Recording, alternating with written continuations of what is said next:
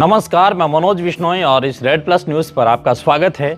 Pachpadra refinery में आग लगने की इस घटना ने पूरे राजस्थान की राजनीति को हिला दिया है, जहां 20 अप्रैल 2026 को दोपहर करीब 2 बजे क्रूड डिस्टिलेशन यूनिट यानी कि CDU और VDU सेक्शन में हीट एक्सचेंजर सर्किट के किसी वॉल्व या फ्लैश से हाइड्रोकार्बन का रिसाव होना या फिर एक्सचेंजर के फटने के कारण आग भड़क उठी थी और जो कुछ ही देर में विशाल रूप ले चुकी थी। हालांकि आग पर काबू पा लिया गया था, कोई जान माल को नुकसान नहीं हुआ और यह हादसा रिफाइनरी के रिहर्सल के दौरान हुआ। लेकिन इस घटना का असर इतना गहरा था कि प्रधानमंत्री नरेंद्र मोदी द्वारा 21 अप्रैल को उसको अनिश्चितकाल के लिए स्थगित कर दिया गया। अब सवाल उठता है कि ये रिहर्सल कल ही क्यों किया गया? क्या ये 2-3 बार रिहर्सल नहीं किया गया? किसकी जिम्मेदारी है? और जो राष्ट्र की संपत्ति को जो नुकसान हुआ है उसका क्या आंकलन है? ये सारे सवाल उठते हैं। सवाल ये भी उठता है कि आखिरकार आग का असली कारण क्या था। प्रारंभिक रिपोर्ट्स में टेक्निकल फॉल्ट जैसे ओवरहीटिंग बॉयलर ट्यूब में समस्या, मशीनों के बीच घर्षण अत्यधिक, ऑयलिंग और सिस्टम फेलियर की बात कही जा रही है। ये कही जा रही है बात कि जो हाइड्रोकार्बन है उनके टेम्परेचर को बराबर करने की कोशिश की जा रही थी, लेकिन रिफाइनरी की सामरिक महत्व को देखते हुए सुरक्षा की लापरवाही की साजिश या बाहरी हाथ की आशंका भी पूरी तरीके से खारिज नहीं की जा रही है। सवाल ये नहीं है कि यह हादसा होने के बाद क्या किया गया, सवाल ये भी है कि इस हादसे की तकनीकी जांच है वो क्यों नहीं की गई। कहा जा रहा है कि प्रधानमंत्री जिस ब्लॉक का उद्घाटन करना चाह रहे थे या जो करने वाले थे उसी जगह पर यह विस्फोट हुआ। मान लीजिएगा कि यदि प्रधानमंत्री उस जगह पर जाते और उनका उद्घाटन करते वक्त अगर कोई ब्लास्ट हो जाता तो फिर उस घटना का कौन जिम्मेदार होता और उसका परिणाम कितना बड़ा होता, आप यकीन नहीं कर सकते।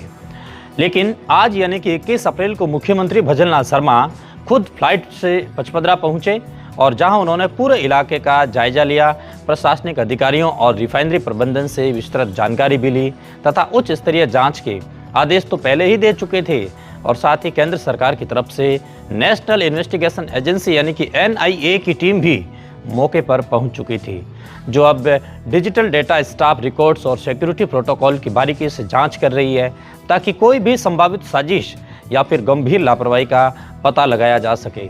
इस पूरे प्रकरण में जवाबदेही तय करने की बात करें तो सबसे पहले तो रिफाइनरी प्रबंधन यानी कि HPCL और संयुक्त उद्यम की तरफ से एक सुरक्षा मानकों की अनदेखी की एक जिम्मेदारी तय होनी चाहिए, क्योंकि इतने बड़े प्रोजेक्ट में जहां क्रूड ऑयल मुंद्रा पोर्ट से पाइपलाइन के जरिए आता है और वहां बुनियादी फायर सेफ्टी सिस्टम और रूटीन मेंटेनेंस में कोई चूक नहीं होनी चाहिए थी।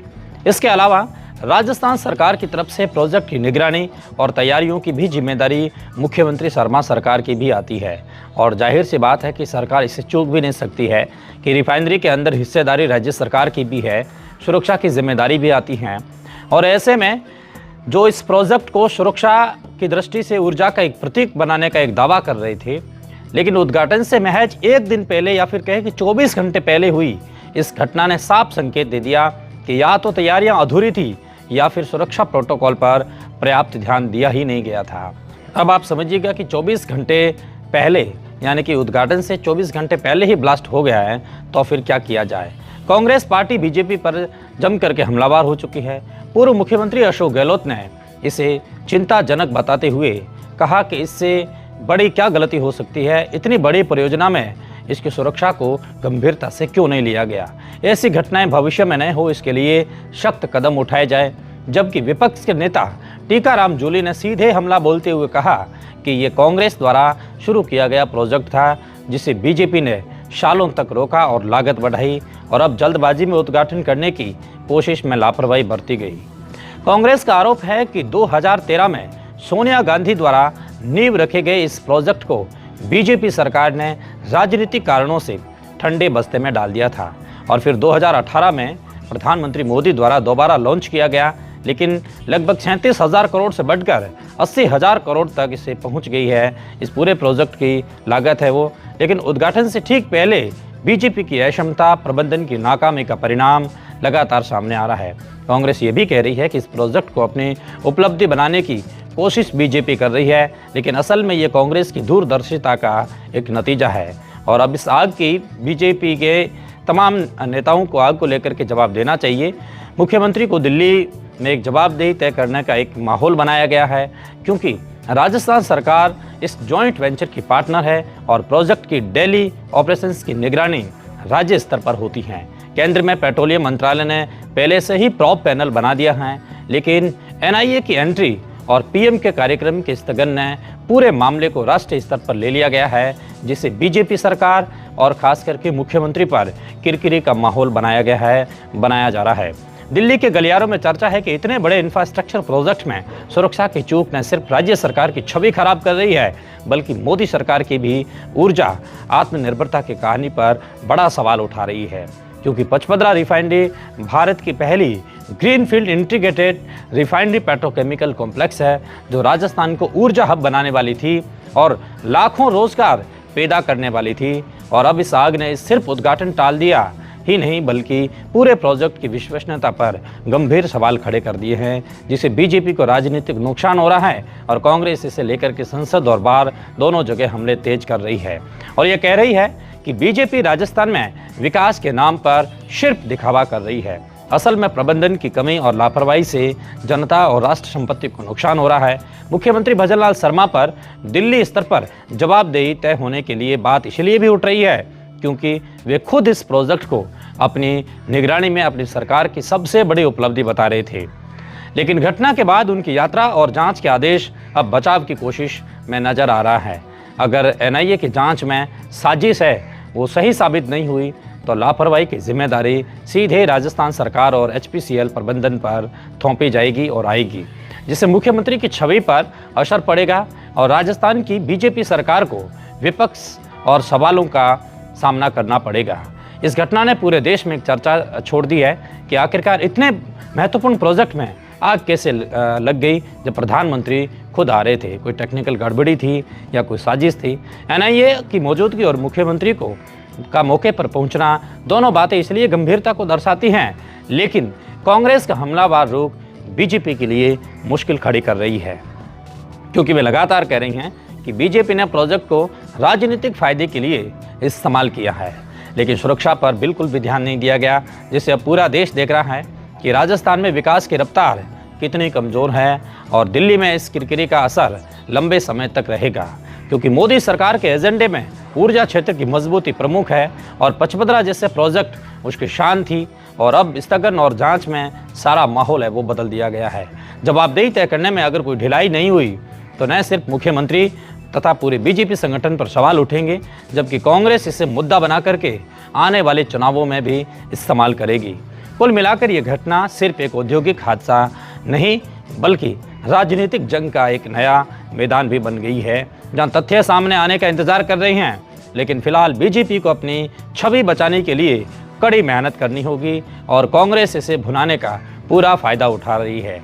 पचपदरा रिफाइनरी की आग राजस्थान की राजनीति में लंबे समय तक गूंजेगी, क्योंकि जहां विकास बनाम लापरवाही का सवाल उठ रहा है और उठ गया है, और मुख्यमंत्री की दिल्ली वाली जवाबदेही अब तय होने वाली है, चाहे वह जांच रिपोर्ट में हो या फिर विपक्षी हमलों में। इस पूरे प्रकरण ने बस एक ही साबित कर दिया है कि बड़े प्रोजेक्ट में सुरक्षा सबसे ऊपर होनी चाहिए, वरना एक छोटी सी चूक पूरे सपनों को जला करके राख कर देती हैं।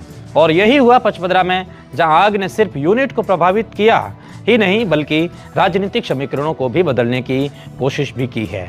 अब देखना होगा कि एनआईए की जांच में क्या खुलासा होता है और किसकी जवाबदेही तय होती हैं।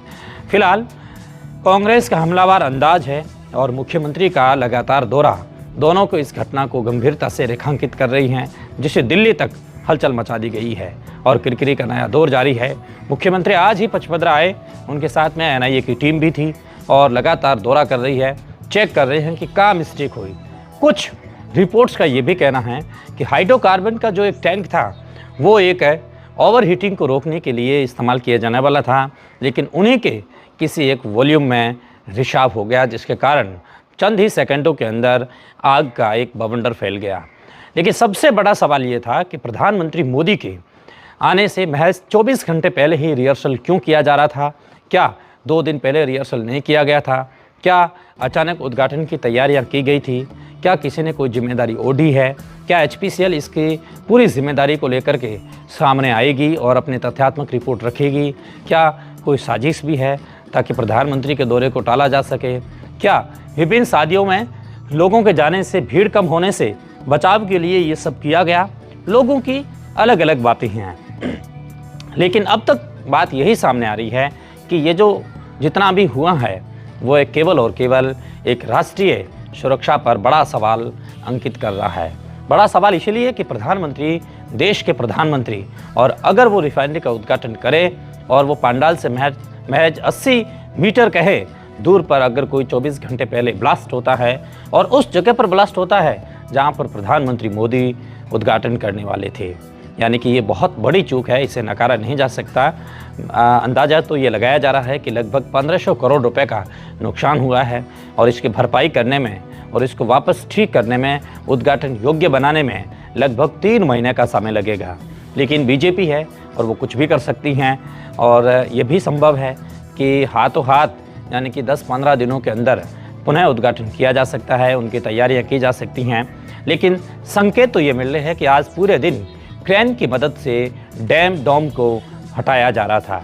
आज जो भी कटआउट थे वो लोग लेके चलते बने, झंडियाँ लगाई गई थी बीजेपी की और अलग अलग वहाँ पर पोस्टर लगाए गए थे। 1 लाख से अधिक संख्या में अलग अलग कुर्सियाँ लगाई गई थी, लाउड स्पीकर, कूलर। आज सभी क्रेन की मदद से और कार्मिकों की मदद से उन्हें हटाया जा रहा है। इसका मतलब ये है कि काफ़ी दिनों के बाद में ये उद्घाटन दोबारा होने वाला है। लेकिन जो भी हुआ वह बहुत बुरा हुआ, राष्ट्र की संपत्ति को नुकसान हुआ और सबसे बड़ी बात ये रही कि किसी भी जान माल को नुकसान नहीं हुआ। रेड प्लस न्यूज़ से जुड़ने के लिए बहुत शुक्रिया।